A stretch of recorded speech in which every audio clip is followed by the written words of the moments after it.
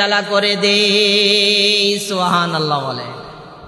রবে বললেন আমি দায়িত্ব নিয়েছি। এরপরে একটু পরিষ্কার করে আরো একটু আয়াতের মধ্যে বলেন ওয়ায়ালামু মুস্তাকররাহা, তারা কোথায় বসবাস করবে, কই থাকবে, স্থান কোথায় হবে তাদের মালিক নির্ধারণ করে দিয়েছে। আরো একটু বলেন ওয়ামুস্তাউদাহা, অস্থায়ী এবং স্থায়ী ঠিকানার দায়িত্ব আমি নিয়েছি।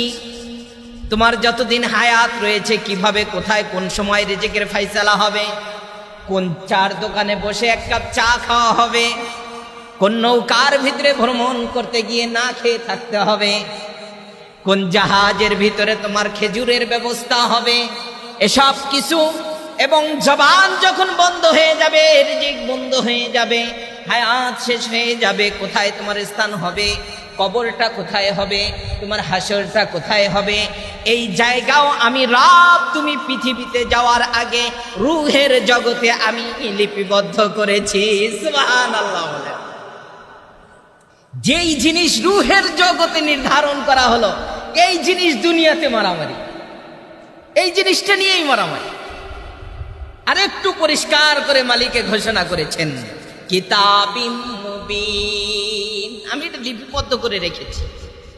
প্রশ্ন থাকতে পারে আল্লাহ মনে হয় জবানে বলেছেন, না আমি আমার তখতে সেই মাহফুজ পবিত্র কোরআন তখতে মাহফুজের মধ্যে আমি লিপিবদ্ধ করেছি। চিন্তা পেরেশানির কোনো কারণ নাই। পবিত্র কোরআনের আয়াতের তর্জমা শুনেছি, ব্যাখ্যা হবে ইনশাআল্লাহ। নবীজি কি বলেন আমরা একটু শুনি। আল্লাহর হাবিব পরিষ্কার জবানে বলেছেন ইন্নার রিজকা, ইন্নার রিজকা, অবশ্যই নিশ্চয়ই রিজিক। আমরা তো এমনিই বুঝি বাংলা শব্দ রিজিক, রিজিক বলি কি না বলে, কোরআনের আয়াত এটা ইন্নার রিজকা, অবশ্যই এই রিজিক, যার উপরে কোনো সন্দেহ করার অবকাশ নাই। আরবি জবান ইন্না শব্দ ব্যবহার করেছে, অবশ্যই অবশ্যই রিজিক। এই রিজিকটা মালিকে বলেছেন লিয়াতলুবুল আবদা, রিজিক মানুষকে তালাশ করে। সুবহানাল্লাহ বলেন। একটু প্রশ্নটা ব্যতিক্রম কিনা হাদিস থেকে।